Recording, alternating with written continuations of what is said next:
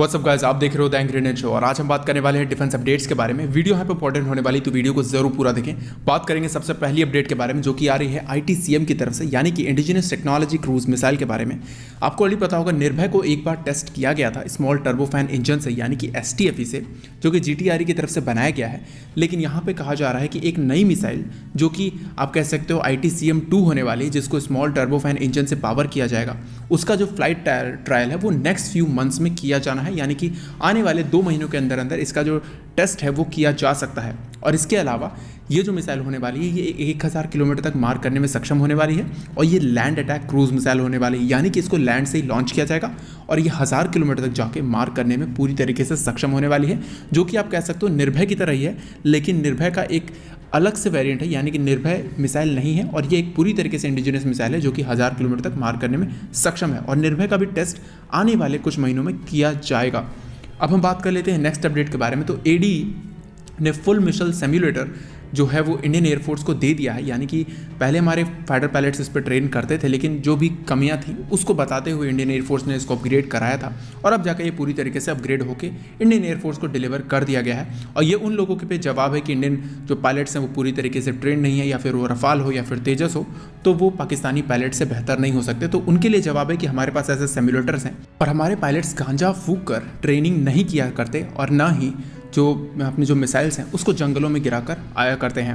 अब बात करेंगे नेक्स्ट अपडेट के बारे में जो कि ड्रोन्स की तरफ से आ रही है। जैसे कि आप देख पा रहे हो रुस्तम 1 ये ड्रोन है जो कि आर्म ड्रोन है और इसका जो फ्लाइट ट्रायल है वो बहुत ही जल्द किया जा सकता है, यानी कि आने वाले कुछ हफ्तों में ही इसका जो फ्लाइट ट्रायल है वो कंडक्ट किया जा सकता है। इसके बाद इसका जो वेपन ट्रायल्स है उसको भी यहाँ पे कंडक्ट किया जाएगा और बात की जा रही है कि इसके जो नए वेपन्स है उसको भी डेवलप किया जाए, यानी कि ऑलरेडी काम किया जा रहा है और इसके जो नए वेपन्स हैं उस पर भी जो डेवलपमेंट है वो जारी है। इसके अलावा रुस्तम 2 से भी एक खबर आ रही है कि रुस्तम 2 का जो टेस्ट है वो आने वाले कुछ महीनों में किया जा सकता है। जैसे कि अभी जो रुस्तम 2 है उसकी जो फ्लाइट एंड्योरेंस बताई जा रही है वो 22,000 फीट के आसपास 24 घंटे के करीब करीब ये फ्लाइट उड़ान भर सकता है, लेकिन अब इसको बढ़ाकर 30,000 से लेकर 33,000 का जो टेस्ट है वो यहाँ पे किया जा सकता है। ये क्रूशल टेक्नोलॉजी है, यानी कि अच्छी तरीके से इसको डेवलप कर जाना, यानी कि बहुत आसानी से इसको डेवलप किया जाना ईजी नहीं है, इसके लिए काफ़ी ज़्यादा टाइम लग रहा है। और आपको ऑलरेडी पता होगा सैटेलाइट कम्युनिकेशन सिस्टम की तरफ से, यानी कि सैटकॉम की तरफ से इसको ऑलरेडी फ्लाई करके टेस्ट कर लिया गया है, यानी कि रुस्तम 2 को। तो हो सकता है कि आने वाले हफ्तों में इसको सैटकॉम से ही टेस्ट किया जाएगा, जो कि 30,000 फीट की ऊंचाई पर इसको उड़ाकर देखा जाएगा। साथ ही साथ पेलोड की भी बात की गई है, तो ये हो सकता है ऑप्टिकल सेंसर को लेके जो उड़ान भरे और उसके बाद जो भी डेटा है वो DRDO और एयरफोर्स को सबमिट किया जाएगा और जो भी मॉडिफिकेशंस की ज़रूरत पड़ेगी तो उसके बाद इसको मॉडिफाई उस तरीके से किया जाएगा और आने वाले हफ्तों में इसको आर्म भी किया जा सकता है जब इसके सारे टेस्ट हैं वो पूरी तरीके से कंप्लीट कर लिए जाएंगे। अब बात कर लेते हैं नेक्स्ट अपडेट के बारे में जो कि आ रही है DRDO की तरफ से, DRDO और ADA की तरफ से। तो यहाँ पर आपको ऑलरेडी पता होगा, मैंने कुछ हफ्ते पहले बताया हुआ था कि स्विफ्ट का जो ट्रायल टेस्ट है वो बहुत ही जल्द किया जा सकता है। इस साल के अंत जो लास्ट क्वार्टर है उससे पहले किया जा सकता है। तो यहाँ पे DRDO ने ADA को, यानी कि एरोनॉटिकल डेवलपमेंट एजेंसी को, जो लैंडिंग गियर्स होते हैं, यानी कि आपको रिट्रैक्टेबल लैंडिंग गियर्स लगने वाले हैं स्विफ्ट UCAV में, जो कि लैंडिंग और टेक ऑफ के समय काम आते हैं, उसको यहाँ पे डिलीवर कर दिया है DRDO ने। तो आप कह सकते हो कि हो सकता है कि इसको यानी कि इस साल के मिड में ही इसको टेस्ट किया जाए। और दूसरा जो है आप कह सकते हो जो चीज़ डिलीवर की गई है DRDO की तरफ से, तो आपको ऑलरेडी पता होगा कुछ टेंट्स डिलीवर किए गए थे, कुछ ऐसे पैकेट्स डिलीवर किए गए थे जो कि हमारे जो फोर्सेस हैं जो कि डिप्लॉयड हैं लद्दाख में, उनको वहाँ पे ठंड ना लगे। तो यहाँ पे ये इक्विपमेंट उन्हें डिप्लॉय किया गया है, ये सोलर पावर्ड इक्विपमेंट है। और इसके अलावा जो कार्बन मोनोऑक्साइड से जो कि आग जलाने से जिसकी वजह से कि सोल्जर्स की डेथ हो जाती थी, यहाँ पे उस चीज़ को जो प्रॉब्लम है उसको शॉर्ट आउट कर दिया गया है। इसके अलावा एक क्रीम को भी हमारे फोर्सेस को दिया गया है जिसका नाम एलोकल क्रीम है, जो कि फ्रॉस्टबाइट हो गए या फिर चार्बुलेंस हो गए, उसके अलावा और भी जितनी भी कोल्ड इंजरीज होती हैं उन सभी चीज़ों से ये बचाएगा हमारे सोल्जर्स को। यानी कि जो भी सियाचिन में जो कि हमारे सोल्जर्स डिप्लॉयड हैं, क्योंकि आपको ऑलरेडी पता होगा वहाँ पे बर्फ़ काफ़ी ज़्यादा पड़ती है, या फिर लद्दाख का एरिया है वहाँ पर भी काफ़ी ज़्यादा बर्फ़ पड़ रही है, तो उन सभी चीज़ों से हमारे जो फोर्सेस हैं उनको उस चीज़ से सेव करने में जो मदद मिलेगी इन सारे इक्विपमेंट से। अब हम बात कर लेते हैं नेक्स्ट अपडेट के बारे में जो कि तेजस मार्क 2 की तरफ से आ रही है।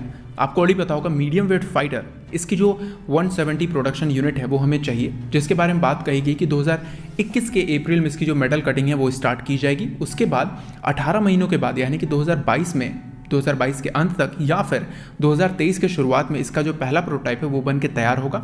इसके अलावा 2 और प्रोटोटाइप्स बनाए जाएंगे जहाँ की यूज़र ट्रायल्स होते हैं, बाकी जो टेस्टिंग होती है उन सारी चीज़ों को टेस्ट किया जाएगा और 2026 या फिर 27 में इसको प्रोडक्शन में डाला जाना है। मतलब कि आप समझ पा रहे होंगे कि ये जो एयरक्राफ्ट है ये 2027 में प्रोडक्शन में जाएगा और 21 एयरक्राफ्ट पर ईयर यानी कि तेजस मार्क 1 की जो असेंबली लाइन है वहीं पे इसको मैन्युफैक्चर किया जाना है। मतलब कि 2027 तक तेजस मार्क 1 मिलते रहेंगे और उसके बाद 2027 के बाद ये जो एयरक्राफ्ट है वो उसी प्रोडक्शन लाइन में जाएगा यानी कि 21 एयरक्राफ्ट पर ईयर मिलेंगे। तो अगर आप इस चीज़ को मल्टीप्लाई करके देखोगे तो 2035 लगने वाला है, यानी कि टोटल एयरक्राफ्ट को डिलीवर होने में 170 एयरक्राफ्ट को 2035 का समय लग जाएगा।